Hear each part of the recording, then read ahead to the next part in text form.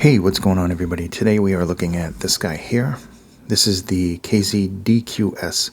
This is a single dynamic driver from them. It's one of their latest. Looking on the back, we see the specs.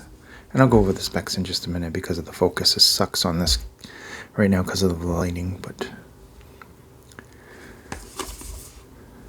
So here's the unit themselves.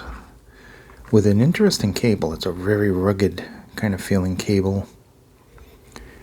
And here's the unit. And let's get a close-up of that. Okay, so looking at the specs right now, it is 72 grams. It's very lightweight. 3.5 millimeter. The pin type is QTC. It is a 0.75 millimeter, 20 to 40 kilohertz, 14 ohms, and 110 decibels. So it's easy to drive. You can drive this from your phone. I never do. Like when testing, like I'll drive it from the phone's like basic, and then after that I use either a dongle or one of my other amps. I just like it that way. You don't have to, but that's just my choice. You can see that nice dynamic driver right there. It's got a nice shape. It's got the OG star tips.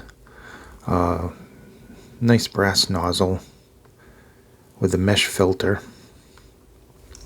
And it's got this like nice kind of mesh design in the back there and everything.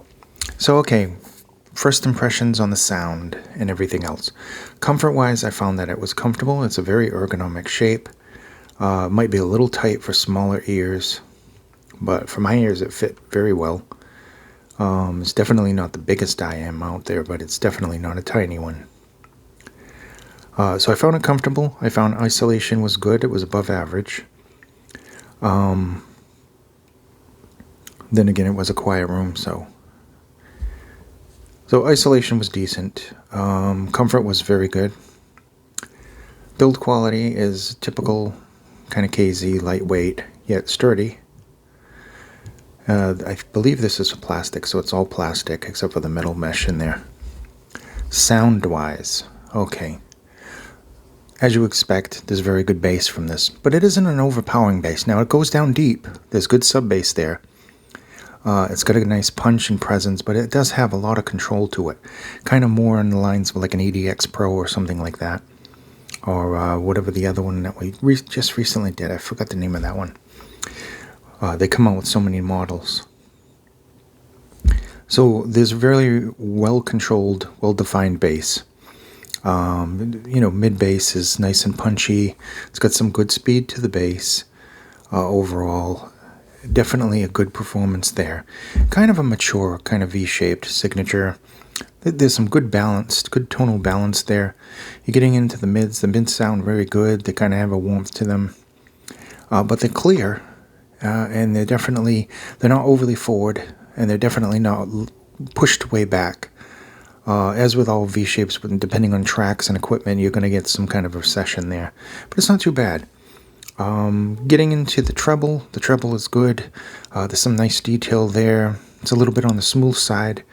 And then we get into soundstage. And soundstage is not overly intimate, but it's definitely not wide. It is on the smaller side of the soundstage, kind of like from ear to ear. So it's in your head. It doesn't go beyond that. It's definitely not holographic or not this giant field of soundstage. But it works, and it works for certain types of music as well. These sound really good with rock and popular music and hip-hop and stuff like that, and even EDM sounds good with this. Overall, its performance was decent. But of course, I got a long way to go before I have a final verdict on these. So this has just been a first impressions of the new KZ DQS. Thank you so much for watching, and be safe.